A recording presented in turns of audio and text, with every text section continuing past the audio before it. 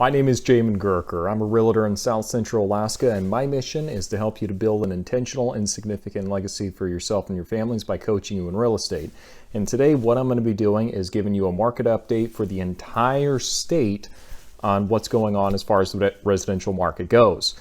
So we're going to be looking at Anchorage, the MatSu Valley, Fairbanks, and the Kenai Peninsula. So definitely want to check this out and see what's going on. I'll go ahead and talk about the summary and just some other things that we're seeing so far year to date in this market.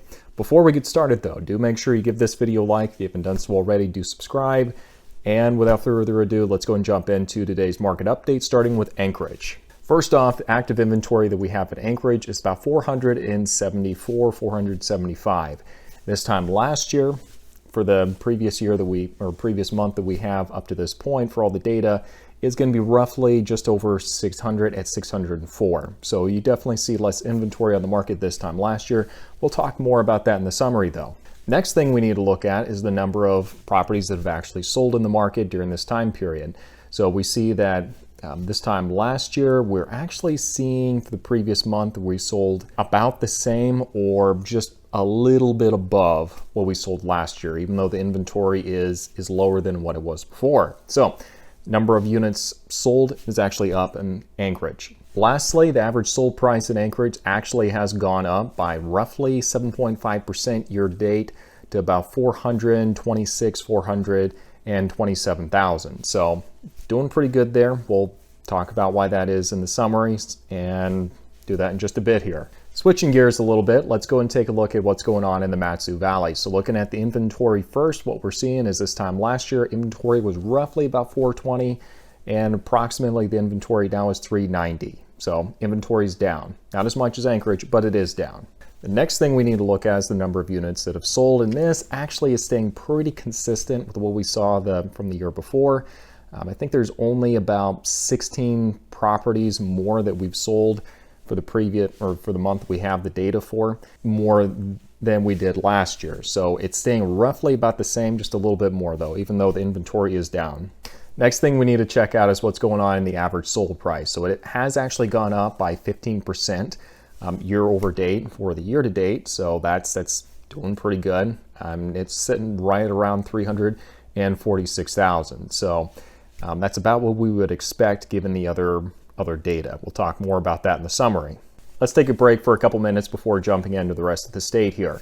So for those of you who've been watching the channel for a while, you do know that we do have a relocation guide that is free for download. If that is something you'd be interested in receiving, do make sure that you go ahead and follow the link in the description down below to my website, register to that, and simply put relocation guide into the little message box and we'll make sure it gets sent out to you. And this is good whether you're planning on buying something or just wanting to rent something up here also. The information is applicable either way.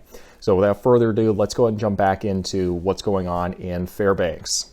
Now looking at Fairbanks, as far as the inventory goes, it is going to be down compared to where it was the year before. Approximately there is 50 properties total on the market. And this time last year there was about 80. So you do see a pretty significant cut, not a whole big inventory to begin with though. Now as you can imagine, with the inventory being cut so much, you do actually see a decrease in the overall number of properties that have sold. So you get a little bit of leeway in a bigger market, in a market like Fairbanks though, not as much. So the inventory got cut significantly as far as the inventory goes. And what we're seeing is that the total number of properties that have actually sold in this area at this time actually came down by about a third. So yeah, the number of properties that have sold has come down. Nextly, let's look what's going on in the average sold price in Fairbanks. So average sold price has gone up by 11.5% and the average compared to the year before. And the actual sales price average right now is going to be roughly about 280,000. So doing pretty good in Fairbanks. Finally, let's take a look at what's going on in Kenai. So the inventory in Kenai has gone from about 370 to 270 during this year over date compared to the previous month to the previous month from last year. So inventory is down on the Kenai. Now for the units that have sold, it's actually gone up by roughly 25 homes more sold in the month of September than what we saw in the previous month last year. So doing pretty good. Finally, average sold price for the Kenai Peninsula has gone up by roughly about 12%, and the average sold price is roughly about $308,000. So doing pretty good on the average sold price. It's definitely not as high as what you see in Anchorage or other parts of the state, but it is seeing a pretty significant uptick. Let's go and do our summary real quick here. So across the board, what we're seeing for the residential side is inventory's down, prices up. So that's doing pretty good. We are starting to see signs that the inventory is starting to creep back up. As you can see with a lot of our graphs, it is down from the year before, but the trend is going up since really March. We're starting to see more and more homes on the market, even with the trend being this time of year that things typically go downhill. So doing pretty good there. And also what we're seeing, this is just reflective of what we're seeing in the market, is that the number of loans has actually there was about a 20% increase for conventional loans this year compared to the year before, really just across the board for the entire state.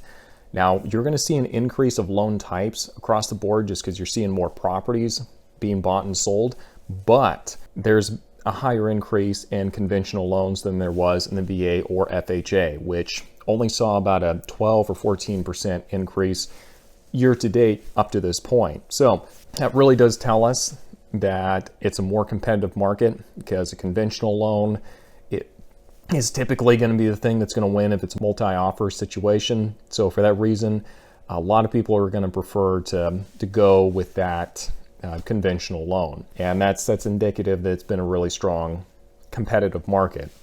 We are starting to see signs though that that's starting to soften up a little bit. We're seeing more properties coming onto the market compared to where we were this time last year. So that's a favorable indication that we're going to start seeing ourselves shift back more into a balanced market. I don't see it becoming a buyer's market by any stretch of the imagination anytime in the near future, but you can dream. So that's really what we're seeing so far. If you do have any questions, do feel free to reach out to me on my Facebook page. The link for that is going to be in the description section down below. Do connect with me on Instagram. Feel free to slide into my DMs if you have any questions I can help you with there.